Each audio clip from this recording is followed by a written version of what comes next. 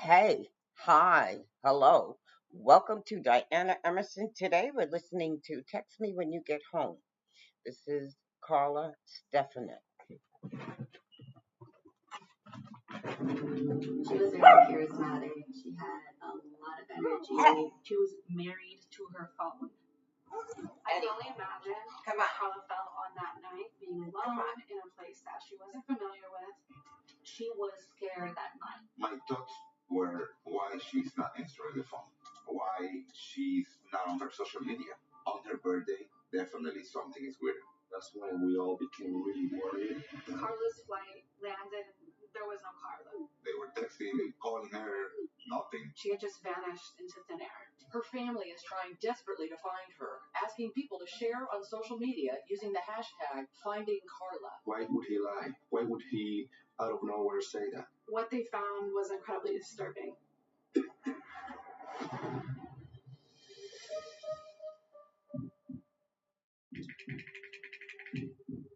A young woman is missing tonight after leaving a bar with a stranger, then texting help to a friend. You're watching her terrifying abduction. A missing woman's new body was discovered in this ravine. Miraculously, the young woman survived. There is an alarming crisis of violence, kidnapping, and murder against innocent women. The senseless murder has struck a chord with thousands of women. This has sparked a global movement online of women sharing their own fears. They're united under a hashtag, Text Me When You Get Home, a phrase that women are all too familiar with.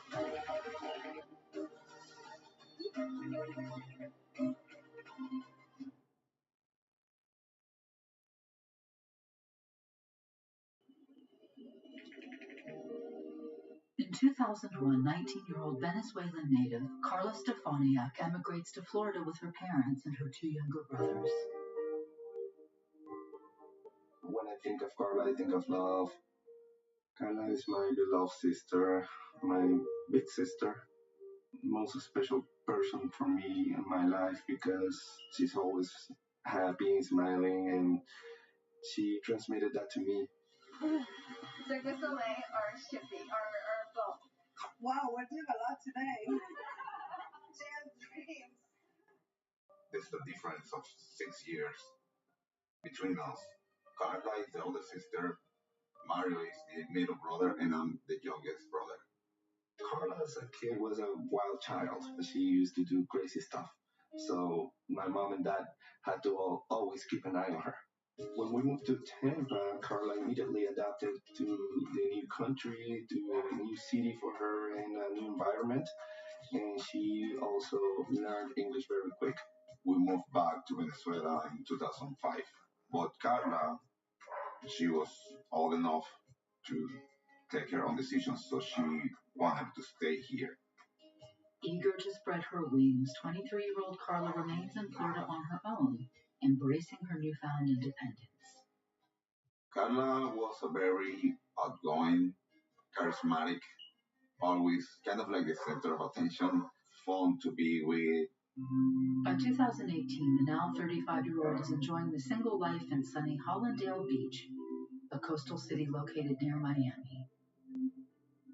Carla had a lot of friends actually, and she always had someone to go with her to party or to go to the beach or to go a different city. She loved to travel a lot. That's one of her loved hobbies that she had. Carla was one of my really good friends, and we were also living together at the time. She was very charismatic. She had a lot of energy, and she just drew you into her aura. She loved going out. She loved dressing up. She was very much into fashion, so her closet was just stuffed, packed. Even though it was packed, she always knew her inventory of clothes. She was very carefree. She was caring. She loved having fun time and just hanging out. And anyone that knows her would tell you that she was married to her phone. So she was a quick texter. We texted all day, every day. From the moment we woke up, having coffee during our makeup right before work. I communicated with Carla almost every day. We were always always texting to each other. She used to call me Mayito for some reason. So she would text me all the time, Hola Mayito, what are you doing? Where are you? We would text about outfits she found online that she wants to buy, or we would talk about like trips you want to go on, just kind of whatever came to our mind. She would just be like the go-to person to text. She was constantly on her phone, constantly just on social media. Everywhere she would go or whatever she would do, she would post it. And for me, it was very nice because I always see her and know she was fine, having fun, being happy. But Carla's attachment to her phone and social media is more than just a way to connect with friends or pass the time. For a job, she was working at an insurance agency, but on the side, she wanted to build up her Instagram account and go like the influencer route. So she started taking like a boot camp that teaches you like strategy on how to grow your account and like what hashtags to use. Carla traveled to Europe. She went to Cuba as well. So Carla's favorite destination was New York City. She would go to New York City every year. The aspiring influencer was not one to vacation solo, and she always had plenty of travel companions. Oh my gosh, we did everything. We did a trip to Iceland in an RV with a few friends. We did a lot of hot springs, a lot of waterfalls, and after that we did Switzerland and then we did Spain. We went to an island in the Caribbean for a long weekend and we had a great time. Iceland, skiing, any chance she got to travel, she would do that. In the fall of 2018, Carla begins planning her 36th birthday celebration, a trip to Costa Rica with her sister-in-law April, Carlos's wife. She shares her dream itinerary with the family. I went to Carla's apartment and she made breakfast for my mom and me. She started to talk to me about her trip to Costa Rica. She was telling me everything that she was going to do, that she was going to have a lot of fun. And I thought, oh, that sounds great. So I guess I see you when you come back from your trip. We corresponded every single day, but specifically the day that she was leaving, before she was getting on her plane. Carla traveled to Costa Rica because she wanted to do a tour around the whole country, and they actually did it.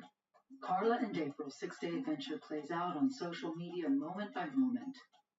We were communicating for sure. It was through WhatsApp. We were texting, and she would just send me videos of her day. Like one of the days she did a spa. Second day, the hot springs. She would send me the picture of the rooms. One of the hotels actually like greeted her with a happy birthday cake. We were in constant communication. They went to different cities and different destinations where tourists go, the famous beaches, national parks, these kind of places.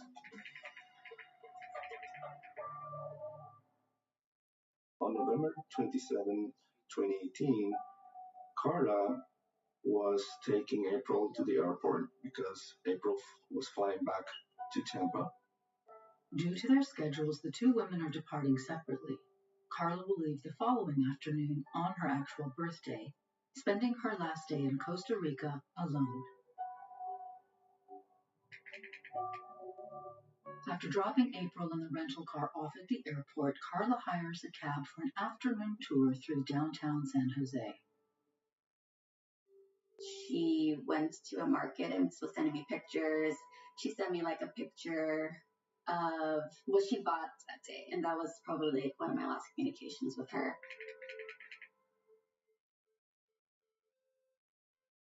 After the tour, the driver drops Carla at a rental villa in Escazú, an upscale suburb located just outside of San Jose. She arranges for the same driver to take her to the airport the next morning. It was the last night that she would spend there, and then the next day was her birthday. So basically, this was going to be the only night that Carla would spend alone. I mean, how can you imagine something's going to happen in less than 24 hours?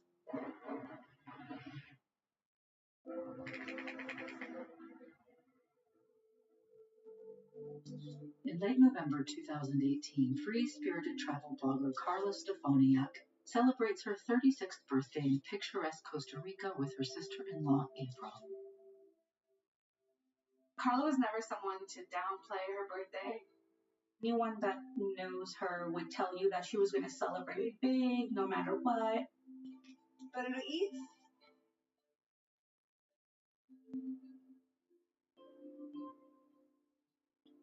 Throughout the trip, Carla shares her adventures on social media and continues to share photos even after April flies home.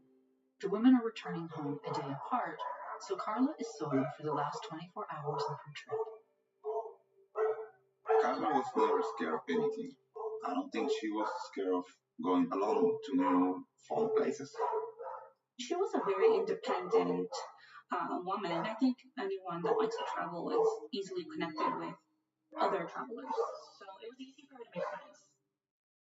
After a guided tour by a cab driver, Carla is back at the vacation villa by dark. My last interaction with Carla was on November 27th. We texted and, I asked her, hey, are you having fun? What did you do today? And she was just telling me what she did during the day. She would stay at this rental unit up in a mountain because it was very beautiful and had a nice view, and it was safe because it had security guards in there.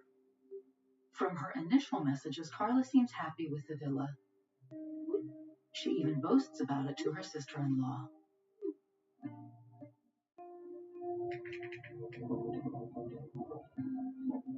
She was landing on her birthday, so we were just making like dinner plans for that night. She was asking me to clean up the apartment because she was coming home the next day and it was her birthday. As Carla is busy texting, a fierce storm rolls in. It was raining. The place that she was staying at was pretty remote in Escazú, and the lights are flickering in and out. As the storm intensifies, the power goes out. Carla is in darkness except for the light of her phone. She immediately texts her sister-in-law, April.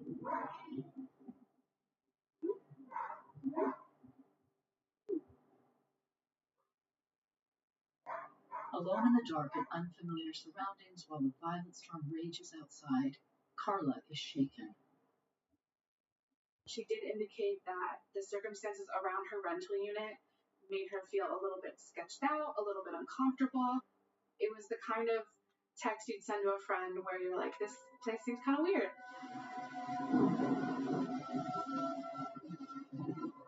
When the power returns a few minutes later, Carla is still rattled. She was scared that night because she did mention it.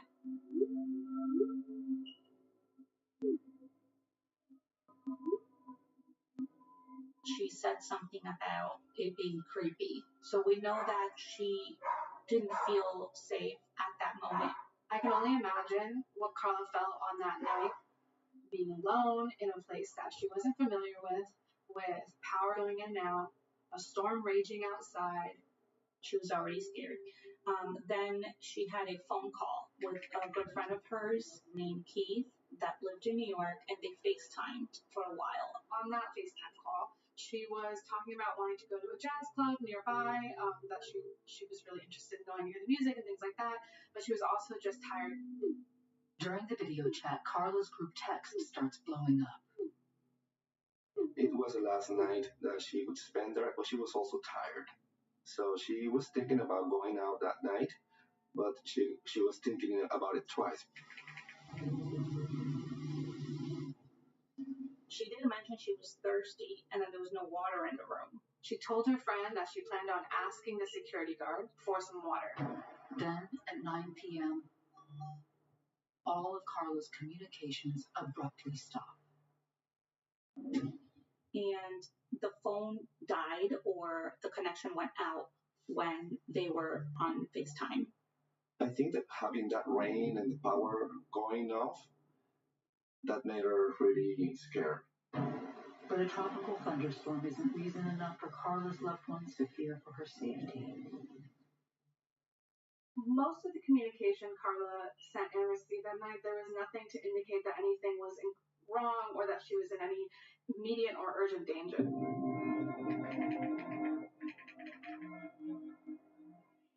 On November 28th, of course, in the morning, I texted Carla wishing her happy birthday.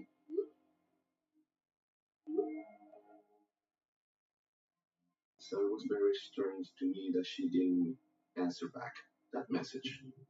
I texted her in the morning telling her happy birthday. She did not text back. My thoughts were why she's not answering the phone, why she's not on her social media. On her birthday, definitely something is weird. My friend called me and she asked me, "Have you heard from Carla today yet?" And I said no, but I messaged her happy birthday and I haven't got a response yet. She was someone who was going to post a birthday selfie and repost the birthday messages. So Carla being offline on her birthday, that was a huge red flag. That something was very, very wrong. Carla's 3-hour flight home is scheduled to land at 5:30 p.m., just in time for her birthday celebration. It was about 6 p.m. on her birthday, and I was getting ready to go to her dinner. And other friends were picking her up from the airport at around that time as a surprise and to bring her to dinner. But all does not go as planned. Carla's flight landed and there was no Carla. They were texting and calling her. Nothing. And then my friend actually asked if Carla got on the plane, and the answer was no. Surely she missed her flight. That's what everyone thought. But then they start calling and try and find her, and she's nowhere. Her friends were actually the ones that told us that something was happening. I didn't know what to think in that moment. I don't know. I guess in some point you don't believe bad things happen to your close ones.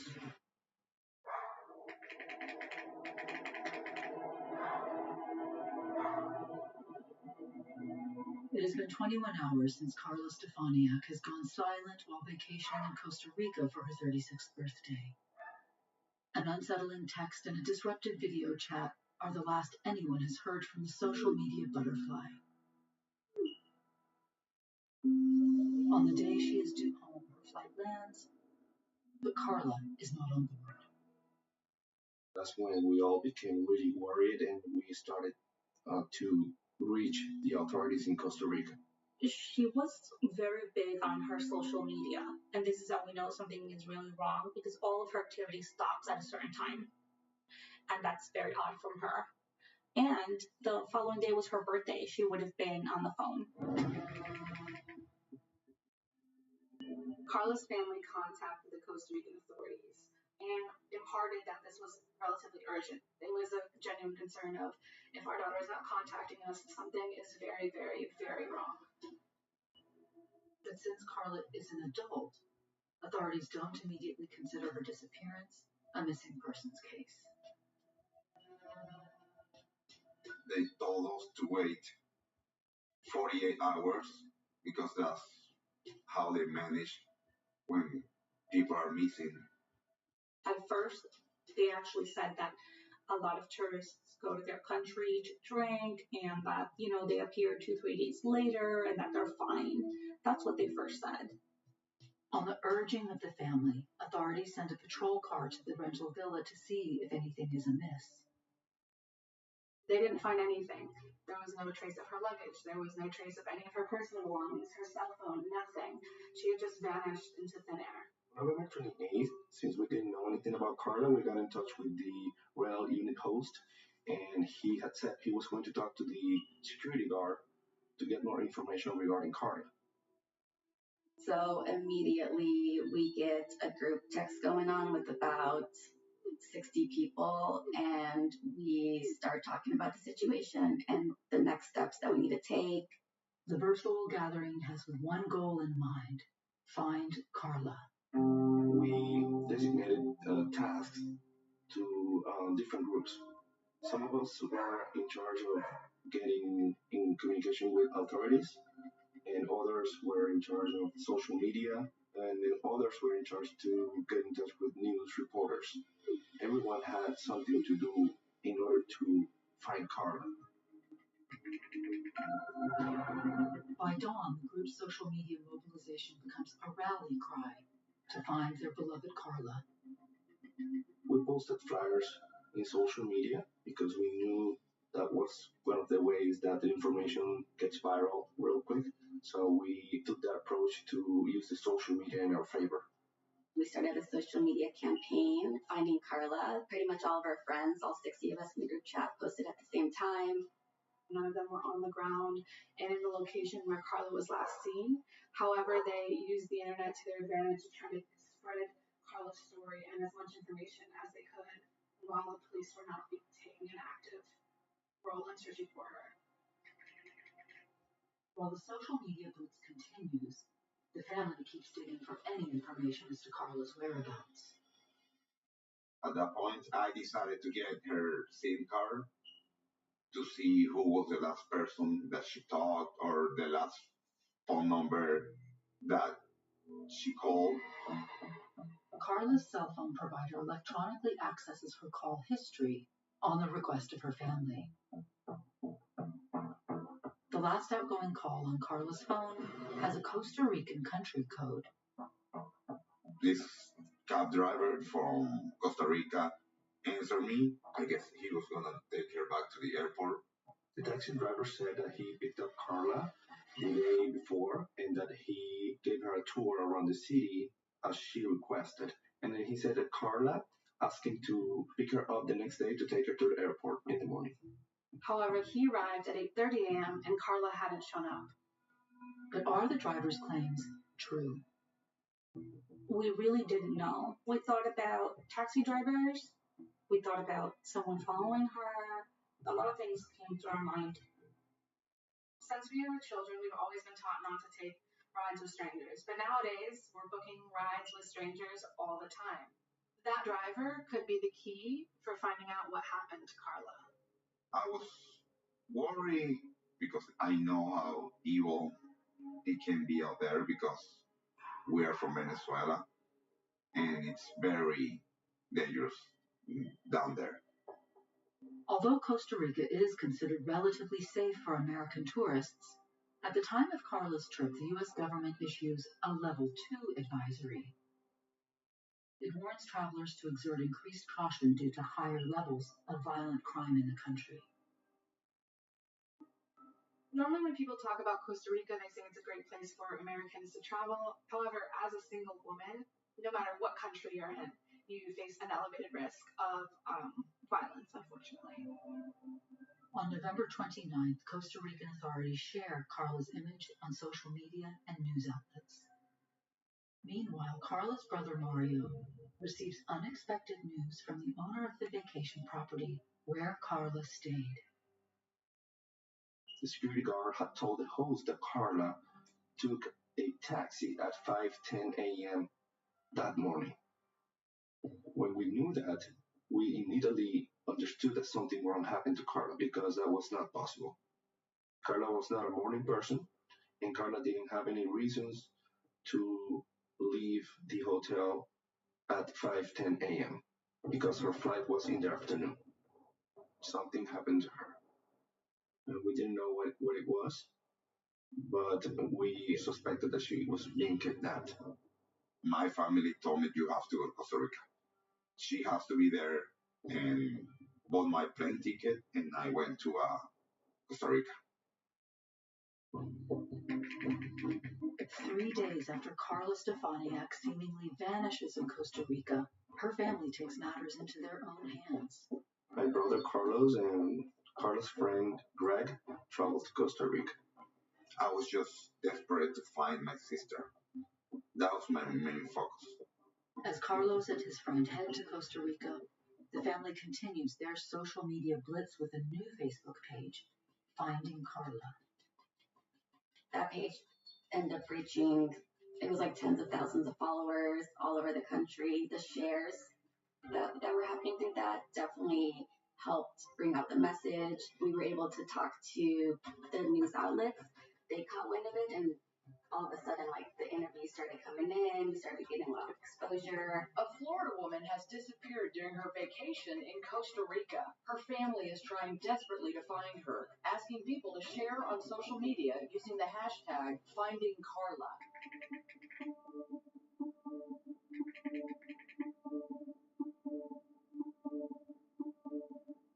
After notifying the U.S. Embassy of their arrival in Costa Rica, Carlos and Greg head to the last place Carla was seen.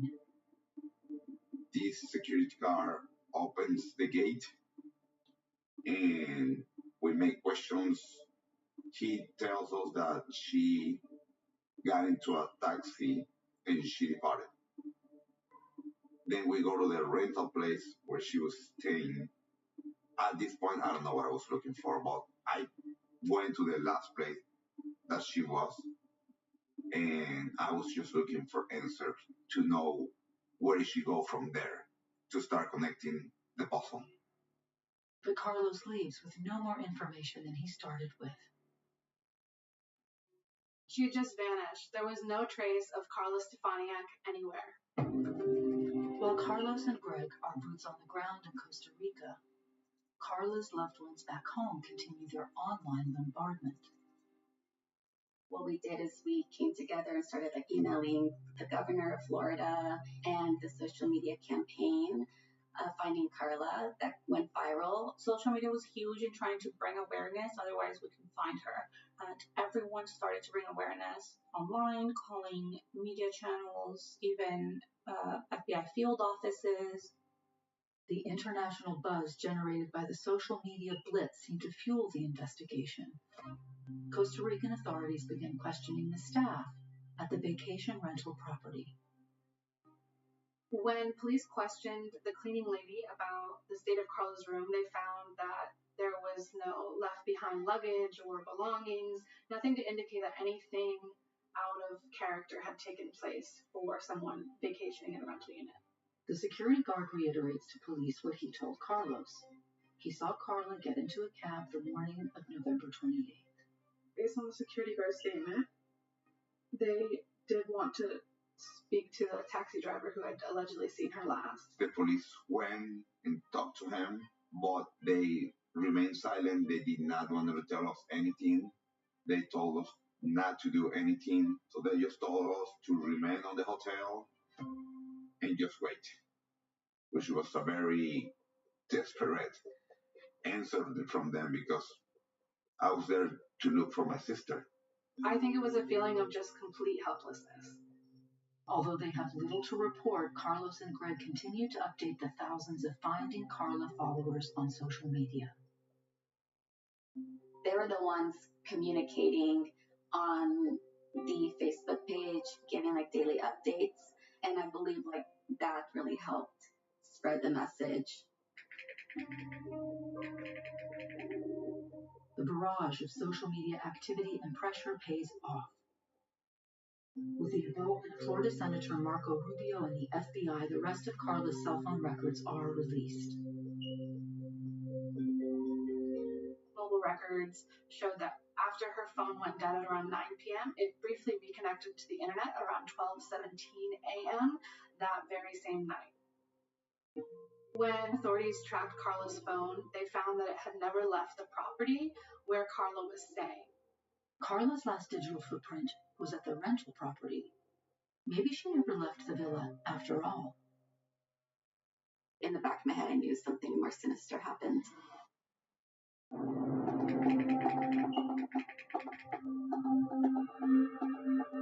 5 days after Carla Stefaniak vanishes on vacation, her brother Carlos and a family friend continue to search for her in Costa Rica.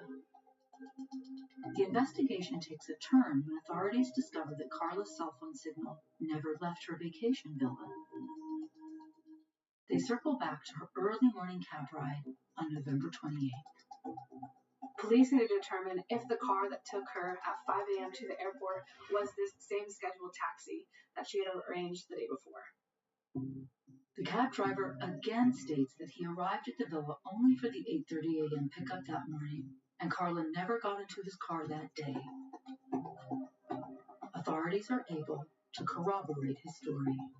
Police learned that there was no 5 a.m. taxi. Carla's car rental records confirm that she had not taken a taxi, and there was no taxi seen arriving to the airport with Carla. Investigators focus on the last person who may have seen Carla alive, the villa security guard. When questioned again, he adamantly sticks to his story. Carla left the villa in a cab at 5 a.m., headed to the airport. But now, they know he's lying. Why would he lie? Why would he, out of nowhere, say that? He had a reason.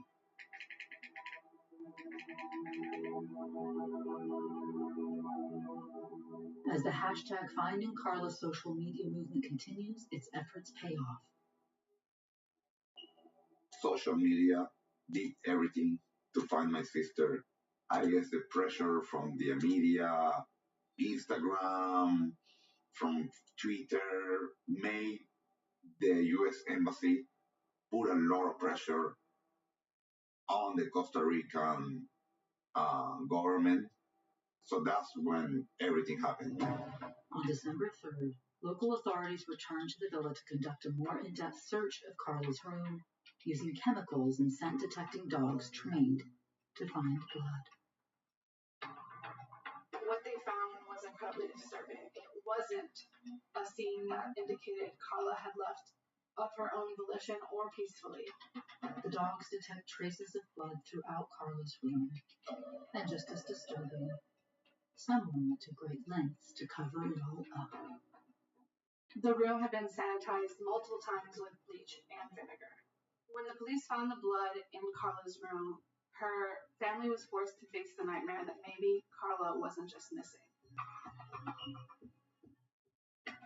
I had this feeling that she was still alive. And that's what we were all hoping. She was alive. A search in the area surrounding the villa is immediately executed by the FBI and the Costa Rican authorities. They give us a call and they told us that something was going on. We have to remain at the hotel. They decided to send helicopter, dogs to the rental unit. It was on the group chat. We knew step by step what was going on. I knew a search was about to begin, and something could come of it, so we were all kind of hour by hour following everything.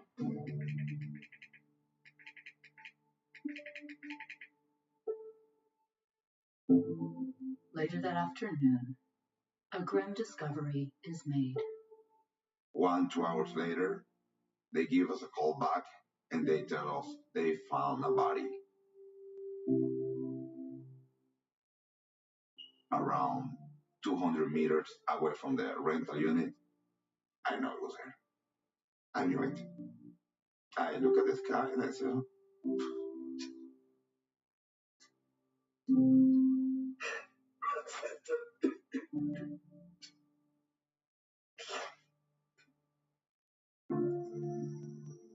Carla's family now faces the agonizing task of making the official identification and then sharing the news. It was like 2 a.m. and I got woken up, and in the WhatsApp chat, it was Carlos, and he pretty much broke the news to confirm that the body that they found was hers. Pure shock. Pure shock. It was shocking for a long time, for a very long time. When police found Carla's remains, they also found her cell phone, her laptop, her passport, and one of her suitcases. This eliminates robbery as a motive, and Carla's wounds indicate a brutal attack. It was evident from the injuries on Carla's body that her death was extremely violent, and likely that she fought back. Hours later, investigators make an arrest. 32-year-old Bismarck Espinosa Martinez, the villa security guard. He lives in the room next to where Carla was staying. Police acted quickly because they considered Bismarck to be a flight risk. He was an undocumented Nicaraguan citizen living in Costa Rica, so they believed that if given the opportunity, he would try to flee the country to evade arrest. One of the things that led them to circle back to him as a suspect was her final FaceTime conversation.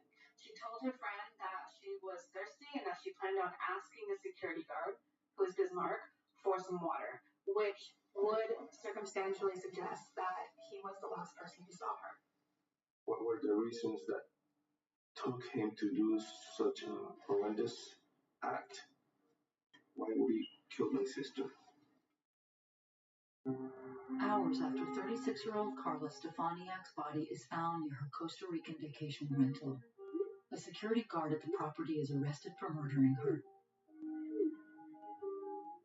The security guard was named Bismarck Espinosa Martinez. He was the 32-year-old Nicaraguan man living in the unit right next to the rental unit that Carla was staying in at the time.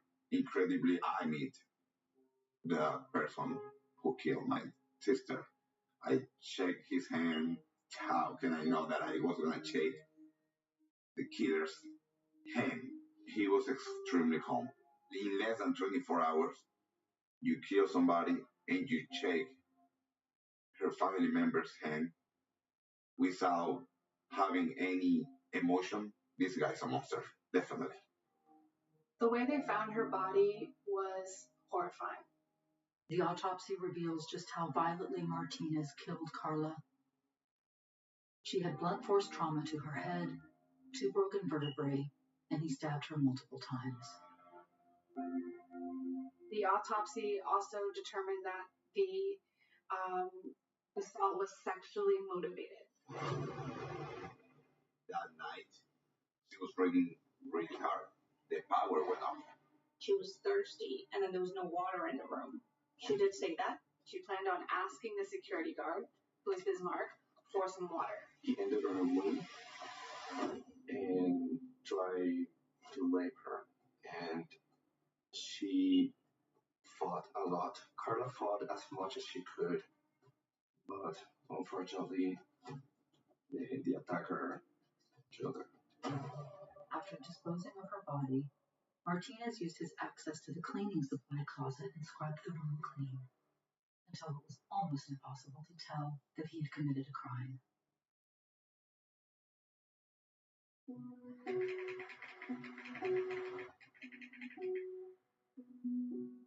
While they await the Costa Rican trial, Carla's loved ones celebrate her life in person and via Facebook Live.